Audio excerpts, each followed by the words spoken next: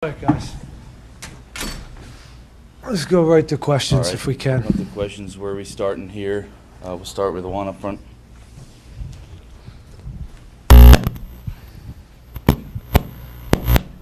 No, up here. Hello, Ben. Tough loss out there. Can you tell us a little bit about what happened in that first half, giving up 2 goals in 2 minutes, and kind of the team losing focus there? Yeah, they're a pretty good team in transition, and I thought we got exposed twice, 2 poor turnovers, right? And that leads to 2 counters that end up costing us, and that was the story of the game. And then we chase. It was an okay first 30 minutes, and but we weren't able to capitalize on some good looks and some opportunities. They hit us twice. I think in first 2 shots, it's 2-0, and then we have to chase the game. Just not good enough. Really, just a poor. Our energy wasn't right, and again, some of the structure and transition wasn't good enough. So that's on me, because I guess we weren't clear enough on some of those moments.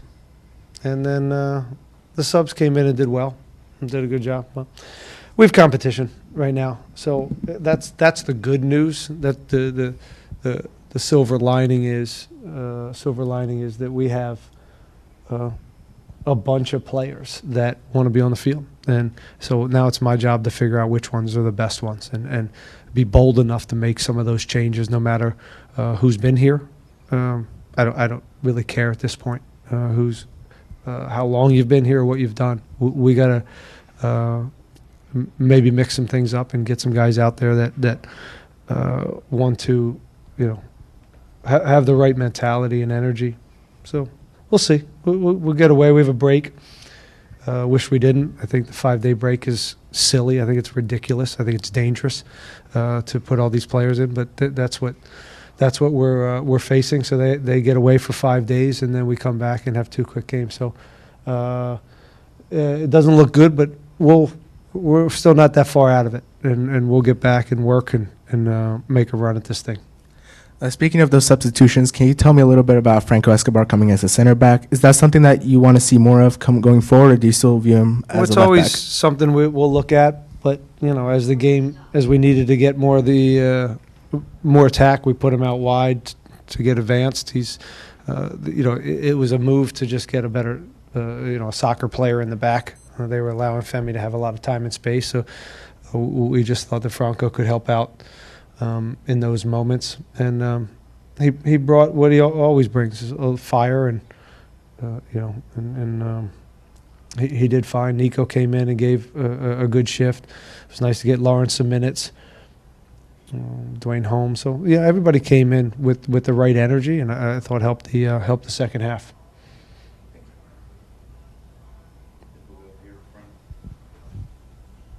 Hey, Ben. Another tough loss at home. It's already been 6 home losses this season, more than the last 2 seasons combined.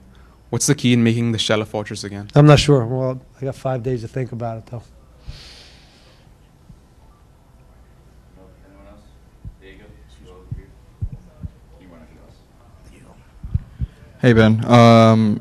You played Junior and Artur in the midfield. Can you talk to me a little bit about making those starts today and how they played? Brooklyn was in Egypt Wednesday at a 17-hour flight, and didn't sleep that great for 2 days, so he was not ready to be in the lineup. And then Anali provided a lot of speed, and it looked like he was almost getting behind every single play. Can you talk to me a little bit about how you see him integrating and how you kind of want him to play on the wing? Well, he knows how to play in the wing. I don't need to teach him how to play on the wing. He just needs more minutes and fitness. And he's capped at 30 minutes. Zeke's capped at 75 minutes. Right? Some of these guys, we're transitioning a lot of these injured guys back. Lawrence is a guy we're going to want on the field, and he's going to give us that threat that I think we've needed for a while. It's just a matter of building him into that fitness, because he's a dangerous guy. We need to get him the ball. We need to understand how good he is and what he can offer. So he needs to go get the ball. but he also has to. We got to find him quicker so he can be more dangerous. And in a lot of moments when the game gets scrappy, after the fact, what are some things that you like to tell the team in order to like maintain composure or at least anything? Oh, I don't know. I don't know what you're asking. Can you maybe ask it in a different way? Like post game, what are some things that you motivate your players in order to kind of like flip the switch and keep After moving the forward? game? Yes. After the game's too late, isn't it? Mm-hmm. Yeah. So try to do that before the game and all week. And we talked enough this week about how challenging this game was going to be. And, again, we weren't up to it for in certain moments. Again, it wasn't a terrible game. We just fouled up in a few plays and had to chase it. Thank you. Anyone else in the room? Questions, start 'em off. Hey, Ben, in your opinion, reflecting back on the game, offensively, there were moments, at the start of the game, and then when the subs came in the second half, where you had momentum, and the crossbar, if that goal goes in, it's a different game. How do you take advantage of those momentum opportunities? Because if you score in the first 15, this might be a brand new, different game. Well, goals change games, right? We all know this. It still comes down to moments in the MLS. If we do that, maybe it changes. They got to be, they have to come at us a little bit more, and but we didn't make it. So we'll dissect all the goals, but we also have to look at some of the turnovers that lead to goals. We have to look at also not putting ourselves in a good spot early and capitalizing on goals to make the game a little bit easier for our defense. Again, it's always easy to look at the goals themselves and be critical of that stuff, but we're at home and we need to score goals. We need to be on the offensive. We have to make good decisions. I didn't think we were balanced enough. I thought we were, again, very, very impatient at times, wanting to go get the goal too quickly, and that led to some exposure in transition. But we'll keep working at it.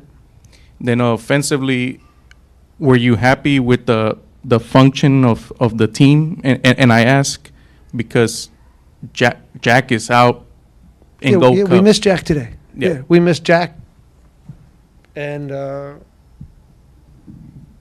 but we had enough out there. It's not an excuse, but of course we miss a player of his quality. But there's enough quality on that field to win that game at home. So there's no excuses. But anytime you lose your best offensive player, there's some moments, some service, set pieces, build, his passing ability. Yeah, you miss a guy like that today. And then the last one, what do you tell the team in the locker room before you came to speak with us? What's the message to the team after a loss like this? I just, it's I don't want to get, it's between us and them, and but I will tell you, the message is competition and trying to figure out the best group. And I think we saw some things today that we make our. Sometimes the games make your decisions easy. Sometimes they make it hard. Today, I don't think everyone was at their best. And so we just got to find the guys that are ready to roll at their best. And so we'll see. We get away. They can kind of make sure everybody's healthy and rested. But we had a break last week. So obviously not thrilled with this break. Thank you, Ben. Hello, Ben. Jonathan Bond has had some really good performances ever since arriving here. Today, unfortunately, he scored 2 goals or he conceded 2 goals in 3 minutes. What's your message and kind of with your staff to try to lift him up, emotionally? Yeah, I don't put the goals on him today. I mean, I think the second that I have to look at him again, but the header was, I thought, a really good finish, and the other one happens pretty quick and pretty close. So I'll have to look at him, but he's doing fine. We're always looking for any of our older guys to step up in these types of moments, and we'll be leaning on him and his experience to help dig us out of this kind of home rut. Other questions?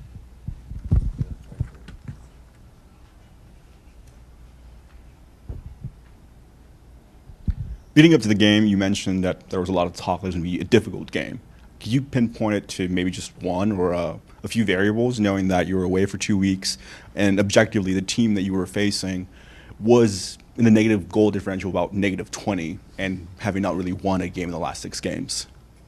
What's the question?